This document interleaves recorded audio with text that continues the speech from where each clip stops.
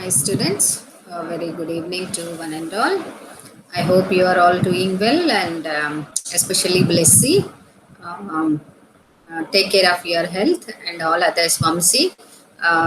You are, I think, very much worried about your studies rather than health. First, take care of your health and don't get discouraged. Things will be all right.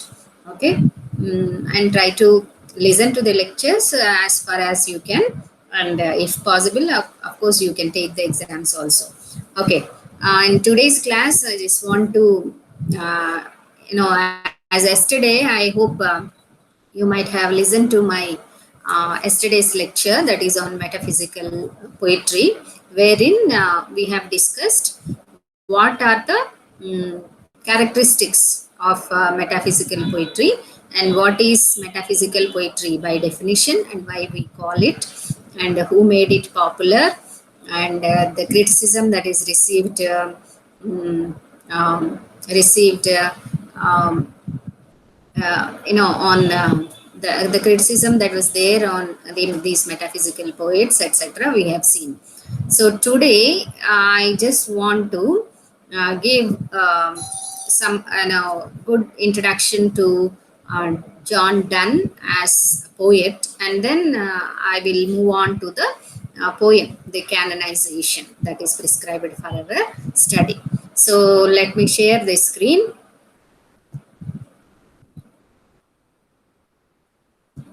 Yeah, I hope you can see my screen.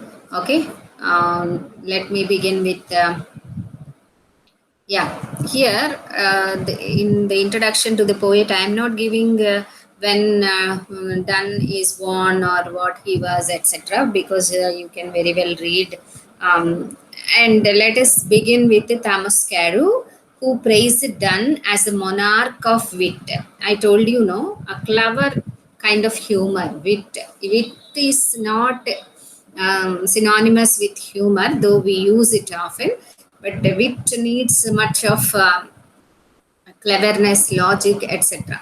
So Carew praised Donne as the monarch of wit. So that means no other poet can bring in wit into the poetry as Donne did.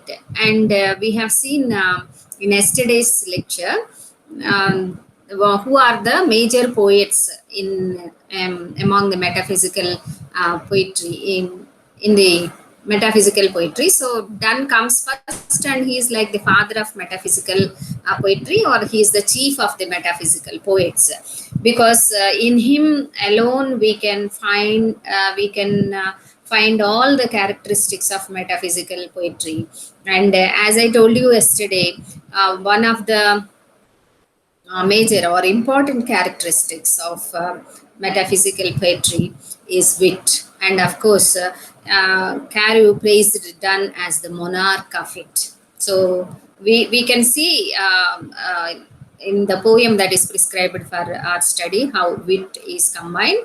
And then he says, Carew's, of course, very in exaggerated terms, he is praising Donne. He says that he purchased the muse's garden. So the whole poetry, the whole realm of poetry, he has excavated, and then Carew says that he threw away the lazy seeds of servile imitation. Actually, before Donne, we have seen the giant figures of English literature like Spencer, Shakespeare, etc.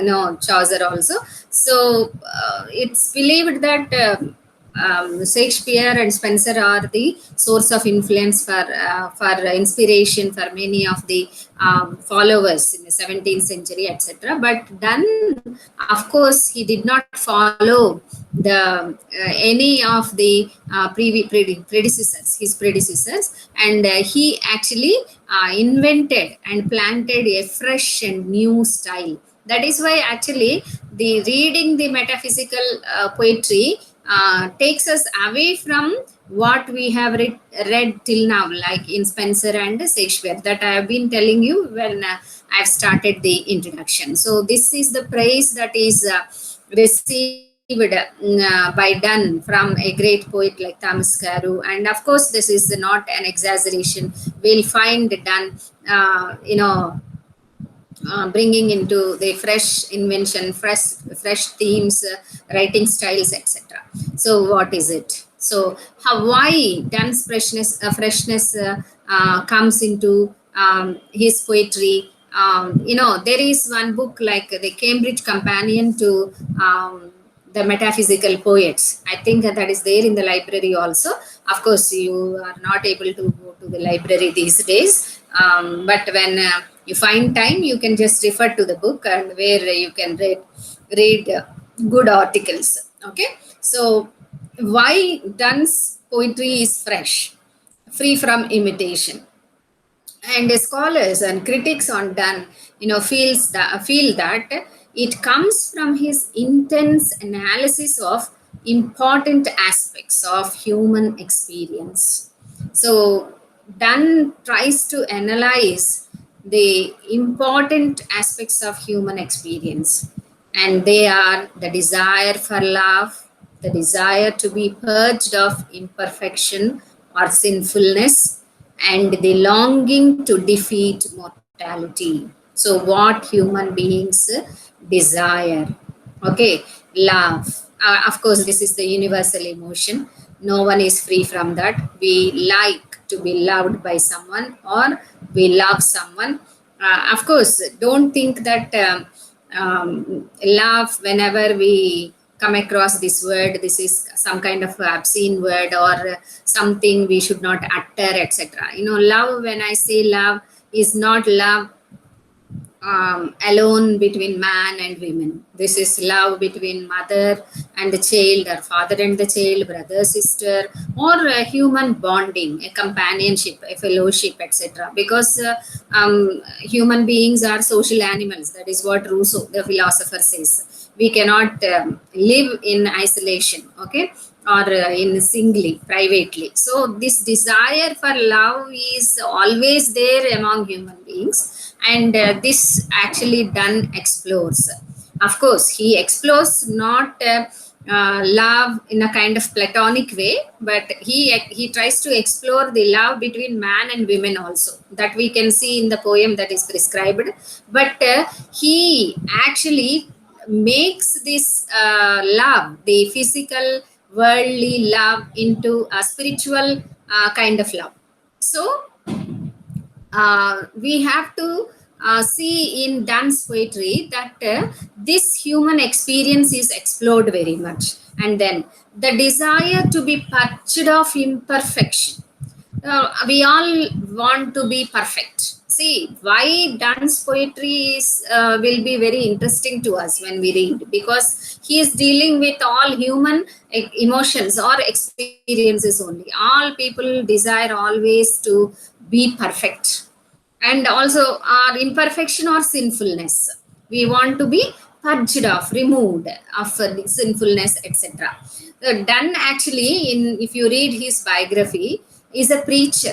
To the end of his life, he became, actually he was a Roman Catholic, but later he turned to Protestantism. He became, and then he became a preacher. So he became a preacher after what you call many years of his courting one lady, Anymore, I think. Okay, Anymore. He courted her like anything, but his love failed, and later he entered into the other extreme of preaching. So see, we have this split personality, or duality, dichotomy. One is he was, actually, I think he ran away with Anymore. Okay, so one is a kind of a man who is after women's love, etc. And then finally he became a man who is seeking the divine love. So this kind of dichotomy is there in his life, and that is why perhaps he tried to explore all these experiences, human experience, and the longing to defeat mortality. Of course, this is what we have seen in Shakespeare's poems also, but it is very convincingly, soothingly, sonorously, Shakespeare reveals that mortality, immortality, will come in his rhyme or poetry, etc. But Donne, of course, goes to the extremes of no, to present the union of souls. See, you not note here.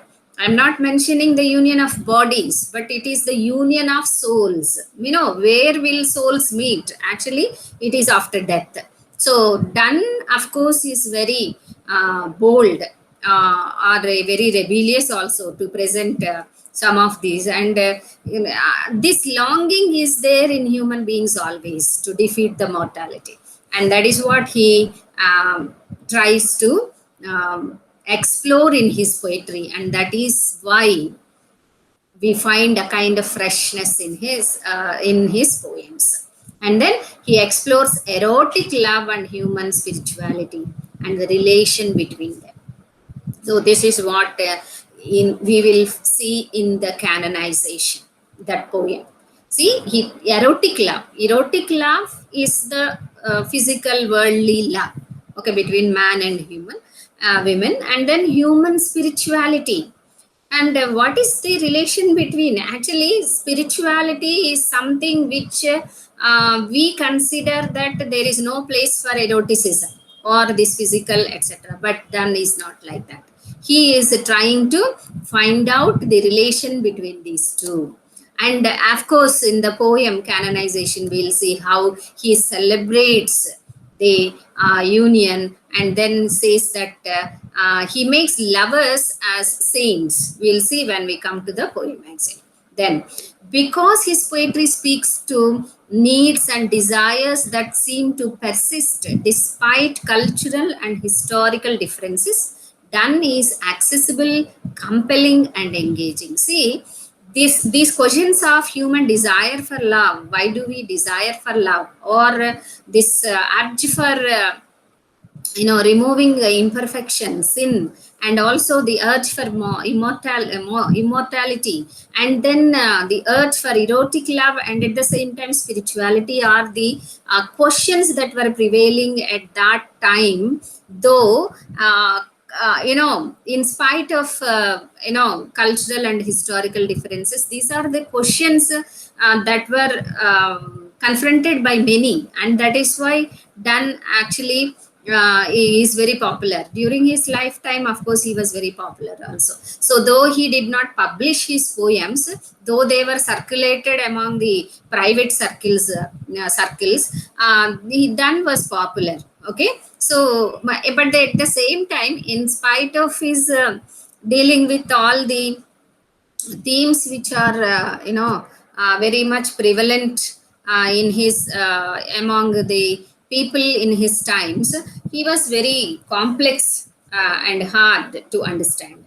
Okay, and then in Donne's poems we can see that he adopts different roles and postures.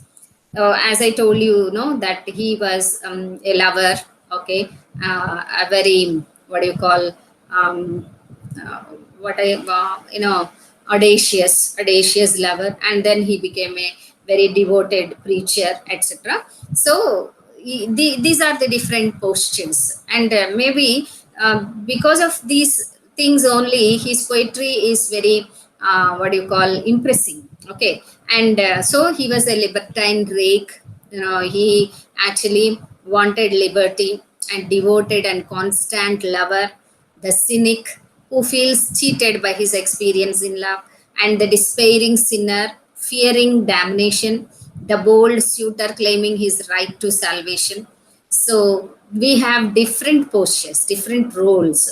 It's not constant. We could see in his biography also that he has been evolving from libertine rake to, okay, a bold suitor claiming his right to salvation. So who can claim the right to salvation? Actually, we can't say that only because of our belief. Because we believe in God, we can't say that yes, I will certainly go to salvation. Can any one of you say like that? even though we believe in God. Whatever be the religion, because if it is Hindus, we say it is moksha, and if it is Christian, we say salvation. Even if we believe, we can't claim the right of getting the salvation or moksha, but Dan did that. So yes, different personalities, and that is why his poetry expresses different views of human life, and he also uh, expresses radically contradictory views regarding women, the body and love, the physical body, the soul, women, and love. So this is how Donne is presenting different postures. And then the body of Donne's poetry is not very extensive. As I've been telling you, what is the greatness of Donne as a poet, or rather a metaphysical poet, who is into varying emotions and varying themes, etc., in his poem. Um, he did not write extensively, unlike Shakespeare. If you go to Shakespeare, he has a sonnet sequence of 154 sonnets, and then you have many tragedies, comedies, tragicomedies, etc. But if you see Donne's poetry, it's very concise, very limited. So he wrote 5 moral verse satires. So a satire is you know, criticizing someone. Fewer than 20 love elegies to celebrate love, and then short epigrams, the long unfinished poem, Metapsychosis, and some occasional poems and verse letters, including 3 epithalamians. So he wrote epithalamians and 2 anniversaries on the death of Elizabeth Dury, many of which were addressed to actual or prospective patrons, and 35 divine poems. See, love poems, metapsychosis, and then epithalamians, anniversaries celebrating human beings, patrons, and finally 35 divine poems, including 21 religious sonnets and 3 hymns.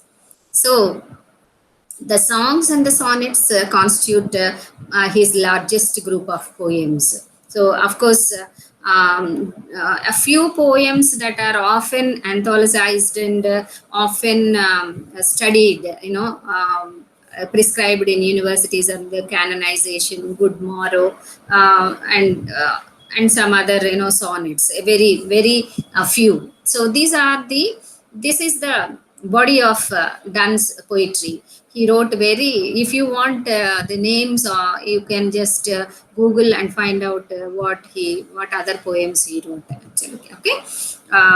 So, and this I told you, a few of Donne's poems appeared in print during his lifetime, and they were circulated in manuscript. And only after his death, an edition of his poems was published in 1633, and uh,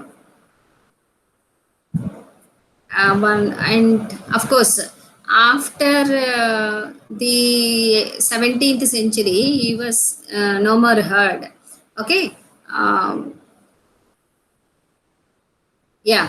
Um, so though his poems were published posthumously, Donne's poetry proved influential in the 17th century. Okay, after his death, he proved influential, uh, but later on he was neglected in the 19th century, especially 18th and 19th century, and uh, uh, yeah, here is especially 20th centuries. So this is in the 20th century, Cavalier poets Carew, Richard Lovelace, and John Sucklings were poetic sons of Johnson, but owed much to Donne in their treatment of erotic love. Of course, Donne was a source of influence for the for his followers in English poetry. Um, Yes, during the 17th century itself, Donne influenced some kinds of poetry. Henry King, George Herbert, and Abraham Cowley, Andrew Marvell, um, and others, of course, were influenced by Donne's poetry. They are many of these are metaphysical poets only who followed Donne's style. Okay, Donne exalted descriptions of the union of lovers' souls were boldly adopted by Catherine Phillips to celebrate female friendship. So she is also one of the poets, and she used Donne's union of lovers' souls, which he presented as I have already told you. And then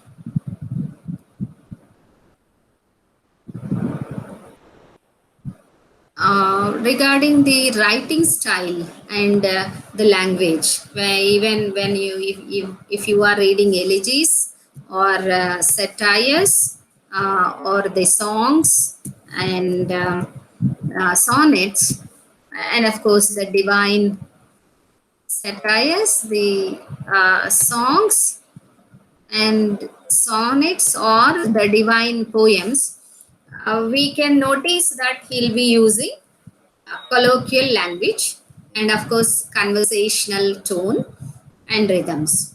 But at the same time, they are also heightened by its dramatic aspects. The Donne's poems are very dramatic. They'll having dramatic beginnings, abrupt beginnings. We'll notice this in the poem that is prescribed for our study. And many poems presume an occasion which has prompted the speaker's address, and some open with a dramatic outburst. So many of his poems open with a dramatic outburst. The best example for that is the canonization, that the poem that is prescribed for your study. I think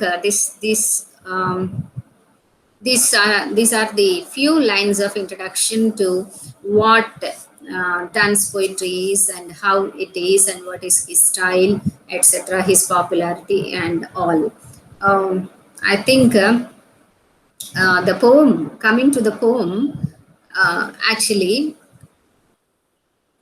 I may not be able to complete the poem at one go in this class. So I will just give you a literary analysis, the literal analysis of or literal meaning of the stanzas, maybe the first stanza.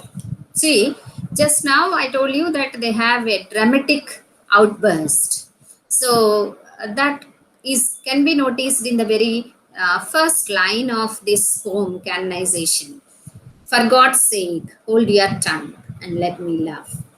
See, very abrupt beginning. This is one of the characteristics of metaphysical poetry, and a dramatic outburst is also very much the brand of Donne, and that is what you find in the first line itself. For God's sake, hold your tongue and let me laugh. So the first line is, you can imagine that there is a speaker and there is one listener also. And the speaker is talking to the listener, though the listener is not visible to us, or the listener will not interact with us at any point of time. So the speaker, it's like a dramatic monologue but not completely a dramatic monologue. And here very dramatically he begins his poem, chiding his friend.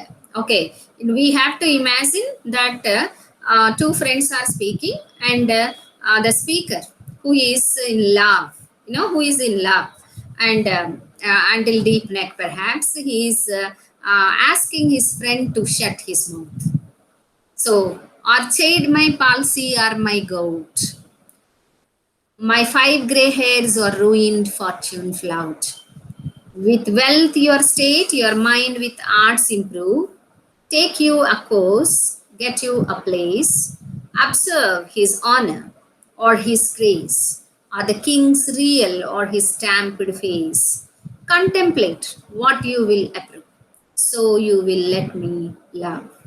So he says that Do whatever you want. If you want to chide me, chide is to scold, okay? My palsy or my gout, my disease. Okay, that is maybe deep in the neck, deep love. I am not able to care of my body. Okay, take care of my body, etc. If you want, you can talk about that. Or my five grade. I'm getting aged and not at being married, and I am ruining my fortune also because of my love affairs. If you want to talk about that, you talk with wealth. Or if you are not interested to talk about me, you go and look after your job, you take care of your health. Or you please go and improve your mind with art, read literature or paint or whatever art it is. Take you a course, get you a place, you try to get some course, and then try to get a place in the king's court, and try to honor the king, try to increase the honor of the king, or try to seek his grace. Or if you want, you try to be in the court of king, or you can just earn money, the stamped face, king's stamped face. It usually on the coins, it's a tradition that the king's face will be printed. Okay, printed of course on the papers we print, but it is mm, what you say, engraved, okay, on the coins. So he, actually the speaker, who is a lover, an ardent lover, who is very much deep in his love, he doesn't want anyone to disturb him. And he says that don't talk about my love, but you can talk of anything, my health, my wealth, my ruin, fortune. Or you talk of your wealth, your place, your honor. You want to go to the king's court, you go to that, you try to achieve the king's grace. And if you want, you can seek a place in king's court. Or if you want, you can earn as much as you want the money with the king's stamped face, etc. Or you can seek a political career.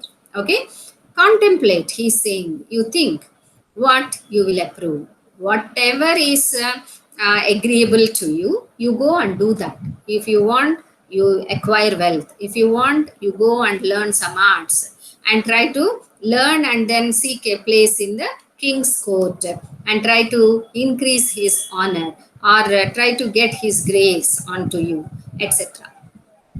But why he is asking this the listener to do all these things? Not that he is interested in the listener's prosperity or knowledge, etc. But why he says, so you will let me love. If you are engaged in your works, what you will be doing, you will leave me to my work. And my work, what is my work? It is to love. So a very, with wit and with a kind of power, is saying that I am absorbed, and don't disturb me. For God's sake, hold your tongue and let me laugh. No, don't disturb me. Don't disturb me with your words. If you want to chide me, if you want, you scold me. For whatever reason, you scold me, but don't ever speak about my love. See how very daringly he is trying to speak of love. This is a very contradicting way of speaking about his love when we compare to love of the love poem, the love that is expressed in Spenser's poem, or sonnets, Shakespeare's sonnets, etc. This is why we I was telling you in the introduction to the poet that there is a kind of freshness, because at that time in the 17th century, after the domination of Shakespeare and other poets who wrote sonnets, okay, and all in a given style that is imitated by many. Donne has arrived freshly onto the scene of literature, where he introduced this kind of dramatic, abrupt beginnings. And see, the issues that he is combining with all kinds of worldly things here. So love is also worldly, and he is saying that he's the listener, his friend, who is listening to him, he is asking him to pursue all worldly things only. And of course he is also in the worldly thing only, that is love. So, and he, of course, exhibits a kind of audacious nature, where he is very much caring about his love, but not about his property or fortune, etc. Or even his age, also, or even his health, also. All worldly issues here. So, in the very beginning, in the dramatic beginning, we could see that the poet is trying to present abruptly beginning the poem, chiding someone for disturbing him in his love affairs or in his love. Okay, this sounds somewhat autobiographical also, but we won't be analyzing that from that perspective. So all that in the first stanza we can see is all worldly things, along with love, which is also a worldly love, a worldly physical love for a woman. Okay, so we'll continue in the next class, in the tomorrow's class. Let me stop. I hope you are able to understand whatever I have been trying to teach and record and post in the lectures. Because of the network issues, we are not able to be on the uh, online class. And tomorrow I will try. I will try to share a link. Okay. Okay. Take care, all of you. Have a nice day.